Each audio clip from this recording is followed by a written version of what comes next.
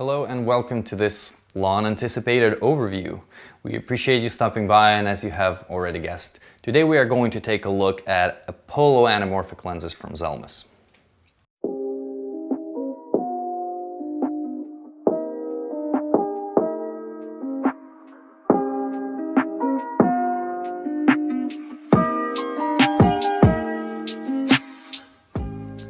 The market of anamorphic lenses has been quite active this past couple of years. We've seen some new names and new products, especially in the lower pricing tier.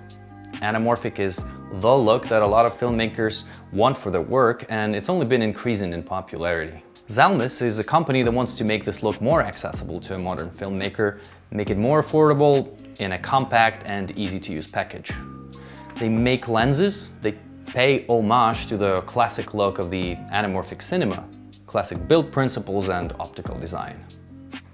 For the past year, the company was working on their Apollo lenses in somewhat of a stealth mode, but today they emerge from stealth as first sets are being shipped to customers. And we were granted a chance to take a closer look at the set and hopefully shed some light on these lenses and answer some questions. It will probably be best to start with a short detour into the history of cinema. First, anamorphic lenses were using a focusing method that was resulting in a change of the squeeze ratio. Despite being labeled as 2x squeeze, at close focus, for example when shooting portraits, their squeeze ratio was changing, which resulted in some unpleasant distortions that made human faces appear disproportional, wider than they actually were. This phenomenon was labeled anamorphic mumps, and some actors, and especially actresses, were sometimes even refusing to be shot with some specific lenses. But Robert Gottschalk of Panavision came up with a solution to this problem, which is a different optical design, and as a result, a different focusing method. This solution was protected by a patent, and recently that patent expired, and there are still very few lenses out there that are built like this.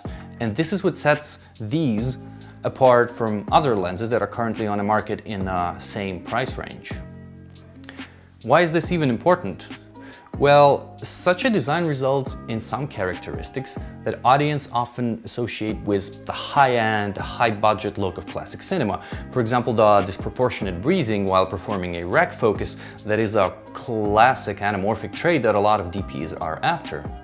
Also, this benefits the size and weight of the lenses, allowing them to be more compact and easier to operate on a Steadicam or a gimbal. So let's take a closer look at the set. Currently, Xelmus offers 3 lenses in Apollo line: 40mm t2.1, 60mm t1.7, and 100mm t2.5, all 2x anamorphic lenses. They are quite compact. All of them share the same 104mm front diameter. They weigh around 1.5 kilograms or 3 to 3.5 pounds each. The 40mm is the shortest in the set and sits at 11.5 centimeters or 4.5 inch. The 60mm is slightly longer at 13.5 centimeters or 5.3 inch, and the 100mm is the longest in the set at 17.3 centimeters or 6.8 inches. These dimensions could be considered quite compact for anamorphic lenses. For example, here's a 40 from a different manufacturer, and the difference in size is quite astonishing. And this is where we start seeing the benefits of the design approach we talked about before, but it does not end here. If we look at close focus abilities, this set sports amazing close focus. Macro lenses aside, this is industry's best at 40 centimeters or 16 inches. This is quite impressive both on paper and in real life, because in combination with shallow depth of field and wide angle of view of anamorphic lens, it allows to shoot some creative and unique close-ups. This information is also available at xelmus.com if you're interested to read all the specs yourself. All lenses except 95mm screw-in filters. The set has a uniform geared rings for focus and aperture control. They are placed consistently across the whole set. Focus is buttery smooth with hard stops at each end of a focusing range. Aperture control is smooth as well, well dampened, and all lenses have 14 blades that are perfectly round at each T-stop. So your autofocus areas will be nicely uniform and specular highlights would appear as nicely shaped ovals. And bokeh is another aspect where these lenses excel due to their design. There is no bokeh vignetting, or in other words, it will not appear cut off or distorted and would be very pleasantly uniform with no fringing visible on the edges of the highlights. This is a trait that is rare to find, even within some of the most expensive lenses in the industry. Coverage is great. All lenses were designed to cover full frame, including the 40mm, which shows some tasteful distortion on the edges of the frame. And as we're about to look at some tests, I want to talk about pricing.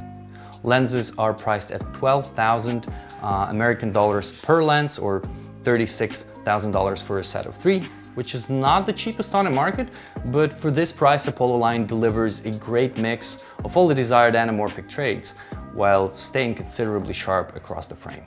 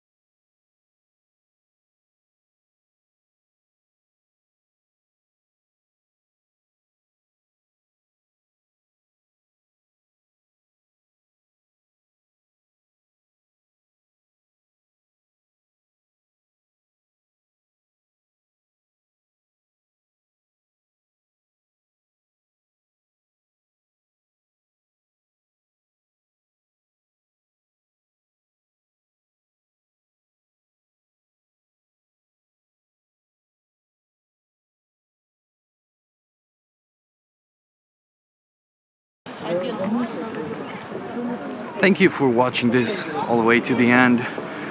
I've just finished editing the video and I realized it looks a little like an ad, which it was not supposed to be. So I decided to wrap up with a little disclosure. First, I was not paid by anyone to shoot this video. It was a result of a three-way agreement between me, Xelmus, and a rental house.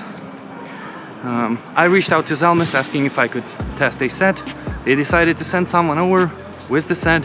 The rental house wanted to purchase the set and test it prior to purchasing. And in return, they provided me with a free space, crew, lights, cameras for the whole day. I wish I shot more indoor and outdoor sample footage, but there's only so many hours in a day. Plus, I really wanted to spend time with the lenses prior to shooting, just so I can make up my mind about them and figure out what I want to say in the video. But as far as I know, Xelmus are planning to release their own sample videos, so keep an eye out for that.